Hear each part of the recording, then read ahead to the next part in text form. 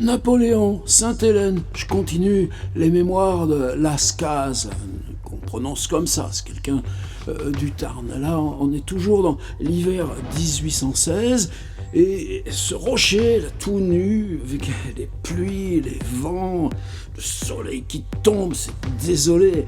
Et c'est une halte, par exemple. Là, c'est un convoi, une quinzaine de bateaux, accompagné par un bateau militaire avec un amiral, mais des bateaux de commerce qui transportent du thé, par exemple.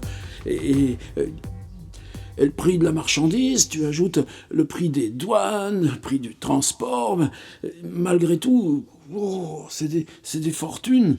Ce convoi s'arrête à Sainte-Hélène. C'est important. Eux, ils vont prendre de l'eau, ils vont pouvoir descendre un peu à terre, et puis inversement, ceux de Sainte-Hélène vont pouvoir acheter des provisions, des objets, et d'habitude les bateaux restent 15 jours, c'est une vraie halte.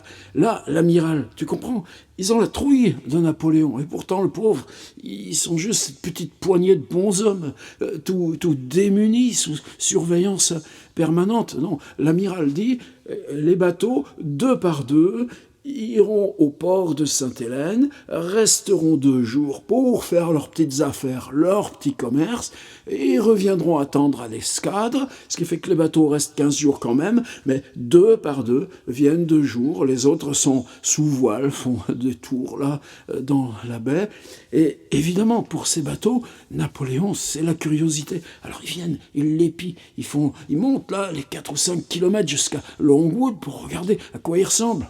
Il ressemble à un petit bonhomme habillé simplement, tête nue. Mais Napoléon, voyant ça, venez, ils sont 10 là, les capitaines des bateaux qui reviennent de Chine. Qu'est-ce que veut Napoléon? Maintenant, il comprend un peu l'anglais, parce que tous les jours, avec Lascaz, il travaille l'anglais. Pour le reste, il pose des questions en français, Lascaz traduit. Et c'est quoi la Chine? C'est comment la Chine? Ils vivent comment, la Chine? Bon, ils ont des idées un peu aussi. Les Chinois, ils parlent européen plus facilement que nous. On parle chinois. Mais ils sont hypocrites. Ils essaient toujours de faire leurs affaires sur notre dos. Ils en prennent un peu sur les Chinois. Mais Napoléon, pendant une demi-heure, c'est comment le commerce, c'est comment les villes, c'est comment les lois. Et Napoléon, finalement, tu t'aperçois que le civil, ça le passionne tellement plus que tout le reste, tout le militaire. Et eux, là, les capitaines des bateaux, ils ont les yeux comme ça. Ce petit bonhomme-là, de quoi il nous parle? Et Napoléon, son médecin les raccompagnera sur les bateaux, et il achète un jeu d'échecs.